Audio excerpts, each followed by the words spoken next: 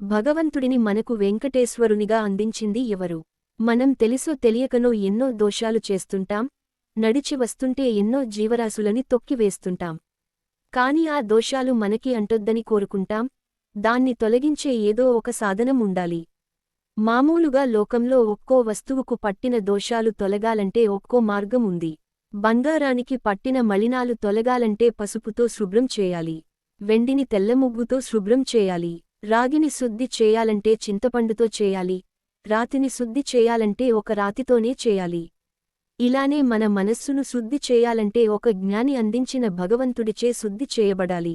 అలా మనల్ని శుద్ధి చేయగలడని భగవంతుణ్ణి మనకు రామానుజులవారు చూపించారు. అందుకే ఆ భగవంతుడికి వెంకటేశ్వరుడు అని పేరు. ఏమిటి వెంకటేశ్వరుడు అంటే? ఈశ్వరుడు అంటే నియమించువాడు అని అర్థం. దేనిని నియమించువాడు అంటే వెంకటమును నియమించువాడు అని అర్థం. వెంకటము అంటే ఏమిటి? ఈ వెంకటేశ్వర అనే పదం ద్రవిడం మరియు సంస్కృతం రెంటిలోంచి ఏర్పడింది. దీని అర్థం మనకు నమ్మాళ్వారు వివరించారు. వెంకడంగల్ మేల్ వినై ఉత్తమన్ తాంగల్ తంగర్కు నల్లనవే సేవాయి వేంగడతురై వార్కు నమో వెన్నలాంకడమై అదిసుమంద అరర్కే అని అంటారు. కటంగల్ అంటే రుణములవలే మనం అనుభవిస్తే తప్ప తొలగని పాపములకి పేరు. రుణం అంటే ఏమి? మనం పుట్టగానే కొన్ని రుణములతో పుట్టాం. మనం పుట్టుకతో స్వతంత్రులం కాదు. మనం కొన్ని బంధాలతో పుడుతున్నాం. ఎందరితోనో బంధులుగా కలిగి ఉన్నాం. ఈ బంధాలన్నీ మనం తెచ్చుకుంటే రాలేదు, వాటంతటా అవి ఏర్పడ్డాయి. చివరికి భార్యాభర్తల బంధం కూడా భగవంతుడు ఏర్పరిచిందే అని అంటుంటారు. అందుకే పుట్టుకతో వచ్చిన ఈ బంధాలని తెలుసుకుని జాగ్రత్తగా ప్రవర్తించమని చెప్పారు మన పెద్దలు. మన బాధ్యత ఏమిటో తెలుసుకుని ప్రవర్తించాలి. వీటిని ముఖ్యంగా 3 భాగాలు చేశారు. ఆ 3 రకాల రుణాలని మనం క్రమక్రమంగా తీర్చివేవాలి అని చెబుతారు. మన స్మృతులలో మను అనే మహర్షి చెబుతాడు, రుణాని త్రీని అపాకృత్య మనో బ్రహ్మని నివేశ్యచ. 3 రుణాలు తీసివేసుకుని మనస్సును భగవంతుడిపై పెట్టాలి, అప్పుడు మానవుడిగా తరించవచ్చు అని దీని అర్థం. మరి ఏమిటా రుణాలు? 1 పితృరుణం. మనల్ని కన్న తల్లిదండ్రుల కోసం చెయ్యాల్సింది. వారు చెప్పిన మాట వినడం, వారు ఏది సంకల్పిస్తే అది చేయాలి. రామచంద్రుడు తండ్రి మాటకై కట్టుబడి అడవికి వెళ్లాడు. తండ్రి నోటితో రాముడిని అడవికి వెళ్లమని చెప్పలేదు. తండ్రిగారి సంకల్పం తెలుసుకుని రాముడే వెళ్లాడు. ఆనాడు రాముడు అడవికి బయలుదేరుతుంటే దశరథుడు తనని పట్టించుకోకుండా రాజ్యాన్ని నీవే తీసుకోవయ్యా అని చెబుతాడు. తన తల్లి కౌసల్యమ్మ అడ్డుకున్నా, పిన తల్లి కైకేయికి తన తండ్రి ఇచ్చిన మాట ఉందని తెలుసుకుని అడవికి వెళ్లాడు. కేవలం అక్కడే కాదు, తన వివాహ విషయాన కూడా తండ్రి ఆజ్ఞ మేరకే సీతాదేవిని వివాహమాడినట్లు మనకు వాల్మీకి రామాయణం తెలుపుతుంది. విశ్వామిత్ర మహర్షి ధనస్సు గురించి చెబితే శ్రీరామచంద్రుడు జనక చక్రవర్తి సభకి వెళ్లాడు. కాని సీతాదేవిని వివాహం ఆడాలని వెళ్లలేదు. ధనస్సు విరిచాక సీతాదేవిని వివాహమాడాలని జనక చక్రవర్తి అడిగితే ఆ విషయానికి తన తండ్రిగారిని అడగమని చెప్పాడు శ్రీరాముడు. ఆ తర్వాత దశరథుడు ఈ సీతాదేవి నీకు తగును అని చెప్పాక ఆమెను వివాహం ఆడాడు. ఇది సంతానం యొక్క బాధ్యత. పితృరుణం తీర్చుకోవడం అంటే అట్లాంటిది. రెండవది దేవరుణం. మనం బ్రతకగలుగుతున్నామంటే మనకు గాలి, నీరు, నేల ఇలా ఎన్నో దేవతలు సహాయం చేస్తే తప్ప సాధ్యం కాదు. ఇలా అన్నో కోట్ల దేవతలు ఉన్నారు అంటారు. అందుకే అన్నింటి మూలమైన శ్రీకృష్ణ పరమాత్మని ఆరాధన చేస్తే అందరికీ చేసినట్లే అలా దేవరుణం తీరుతుంది. శ్రీకృష్ణుడు భగవద్గీతలో అదే విషయానికి చెబుతాడు.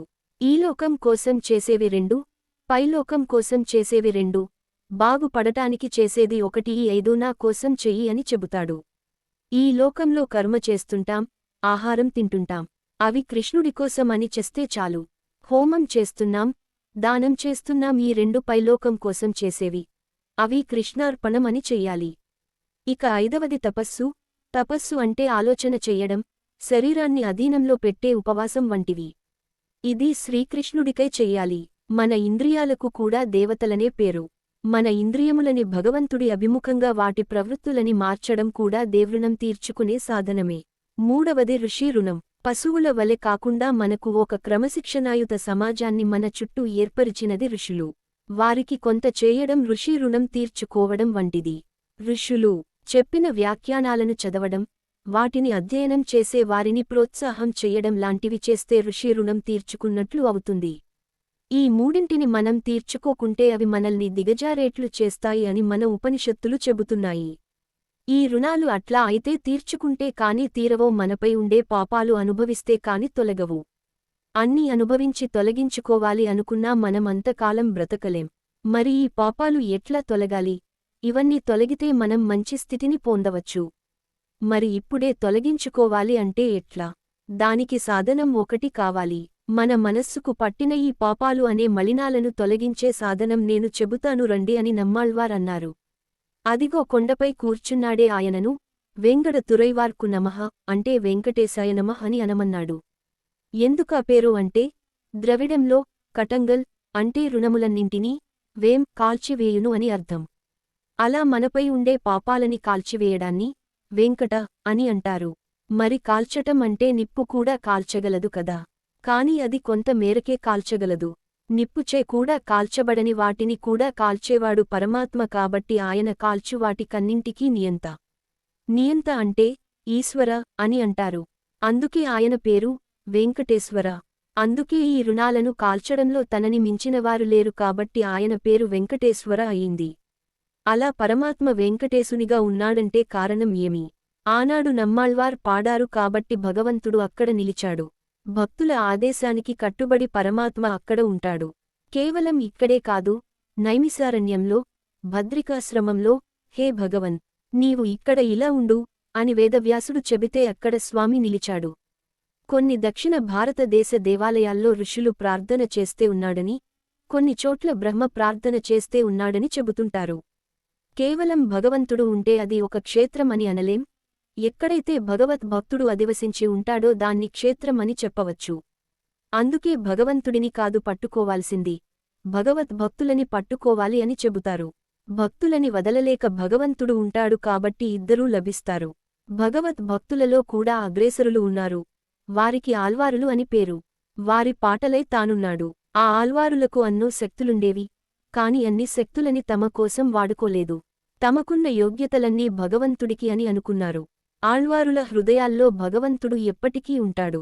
వారి ద్వారా వెళ్తే భగవంతుడు మనకు మరింత బాగా ప్రసన్నుడు అవుతాడు.